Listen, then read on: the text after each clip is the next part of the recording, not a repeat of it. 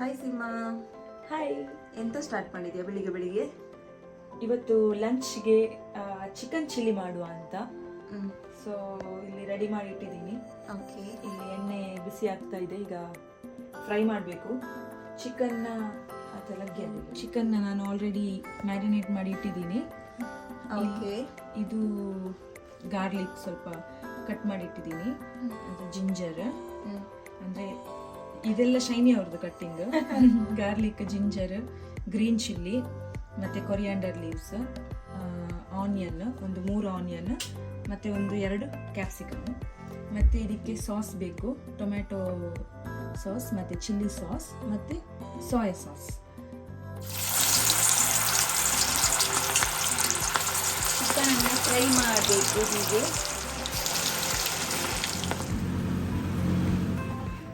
ಮೊದಲಿಗೆ ಗಾರ್ಲಿಕ್ ಹಾಕಬೇಕು, ಆದ್ಮೇಲೆ ಜಿಂಜರ್ ಹಾಕಬೇಕು. ಇಷ್ಟನ್ನು ಮೊದಲು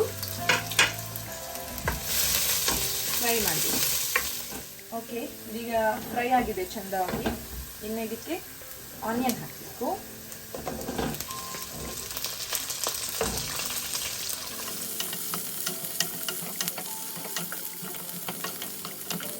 ಫ್ರೈ ಆಯಿತು. ಈಗ ಕ್ಯಾಪ್ಸಿಕಮ್ ಹಾಕಬೇಕು. ಆನಿಯನ್ ಸ್ವಲ್ಪ ಫ್ರೈ ಮಾಡಲಿಕ್ಕೆಲ್ಲ, ಸ್ವಲ್ಪ ಜಾಸ್ತಿ ಇಲ್ಲ, ಅಂದ್ರೆ ಅದು ತಿನ್ನುವಾಗ ಚಿಲ್ಲಿಗೆ ಅಲ್ಲ. ಹೌದು, ಅದರ ಫ್ಲೇವರ್ ಒಳ್ಳೆದಿದೆ. ತುಂಬಾ ಅದು ಸ್ಮೂತ್ ಆದ್ರೆ ಒಳ್ಳೇದಾಗಲ್ಲ ಅಷ್ಟು. ಅದು ಇದ್ರ ಜೊತೆ ಗ್ರೀನ್ ಚಿಲ್ಲಿ ಕೂಡ ಹಾಕ್ಬೋದು. Green chilli 3 ತಗೊಂಡಿದ್ದೇವೆ. ನಿಮ್ಗೆ ಒಟ್ಟಿಗೆ ಹಾಕಿದ್ರಾ? ಹೌದು, ಹಾಕಿದ್ರಾ? ಹೌದು. ಅದೇ ಸಣ್ಣ ಸಣ್ಣ ಕಟ್ ಮಾಡಲಿಕ್ಕೆ 3 ಹಾಕಿದ್ರು ಹಾಕ್ತದೆ, ಹಾಕದಿದ್ರು ಕೂಡ ಹಾಕ್ಬೋದು. ಸ್ಕಿಪ್ ಮಾಡ್ಬೋದು ಬೇಕಿದ್ರೆ. ಯಾರಿಗೆ ಸ್ಪೈಸಿ ಇಷ್ಟ ಇಲ್ಲ ಅವರು ಸ್ಕಿಪ್ ಮಾಡ್ಬೋದು. ಸ್ಪೈಸಿ ಬೇಕು ಅನ್ನೋರು ಗ್ರೀನ್ ಚಿಲ್ಲಿನ ಹಾಕಬೇಕು, ಆದ್ರೆ ಹಾಕಿದ್ರೆ ಚೆನ್ನಾಗಿರುತ್ತೆ. ಯಾರಿಗೆ ತುಂಬಾ ಸ್ಪೈಸಿ ಬೇಕು ಅವರಿಗೆ ಎಣ್ಣೆಯಲ್ಲಿ ಹಾಕಿದ್ರು ಚಂದ ಆಗ್ತದಲ್ಲ. ಎಲ್ಲ ಮಾಡಿ ಎಲ್ಲ ಆದ್ಮೇಲೆ ಸಾಸ್ ಎಲ್ಲ ಹಾಕಿದ್ಮೇಲೆ ಹಾಗೆ ಸಹ ಮಾಡ್ಬೇಕು. ಅದು ಹಸಿ ವಾಸನೆ ಬರ್ತದಲ್ಲ, ಅದಕ್ಕೋಸ್ಕರ ಮೊದಲಿಗೆನೆ ಹಾಕಿದ್ರೆ ಒಳ್ಳೇದು.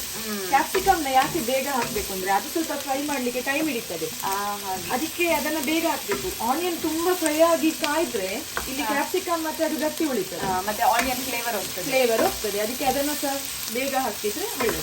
ನಂಗೆ ಕೂಡ ಆನಿಯನ್ ಸ್ವಲ್ಪ ಫ್ರೈ ಆದ ತಿನ್ಲಿಕ್ಕೆ ಇಷ್ಟ. ಹಾಗೆ ಚಿಕನ್ ಚಿಲ್ಲಿ, ಎಗ್ ಚಿಲ್ಲಿ ಅದಕ್ಕೆಲ್ಲ ಒಳ್ಳೇದಾಗ್ತದೆ. ಓಕೆ, ಇದೀಗ ಫ್ರೈ ಆಗಿದೆ. ಈಗ ಇದಕ್ಕೆ ಸಾಸ್ ಹಾಕ್ಬೇಕು. ಇದು ಟೊಮೆಟೊ ಸಾಸ್. ನಮ್ದು 2 kg ಚಿಕನ್ ಆಗಿರೋದ್ರಿಂದ ನಾನು 2 ಸ್ಪೂನ್ ಅಷ್ಟು ಹಾಕ್ತಾ ಇದ್ದೀನಿ. ಚಿಲ್ಲಿ ಸಾಸ್ ಇದು ಕೂಡ 2 ಸ್ಪೂನ್ ಹಾಕ್ತಾ ಇದ್ದೇವೆ. ಇದು ಚಿಲ್ಲಿ ಅಲ್ಲ, chilli sauce, red chilli sauce ಮತ್ತೆ ಟೊಮೆಟೊ. ಇದು ಸೋಯಾ ಸಾಸ್.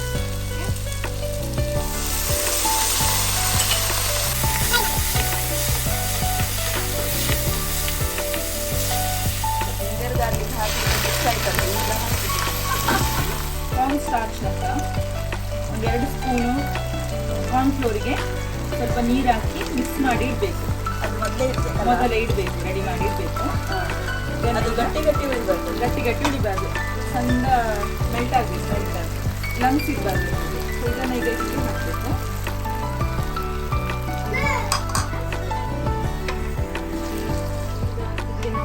ಚಿಕನನ್ನು ಹಾಕಬೇಕು.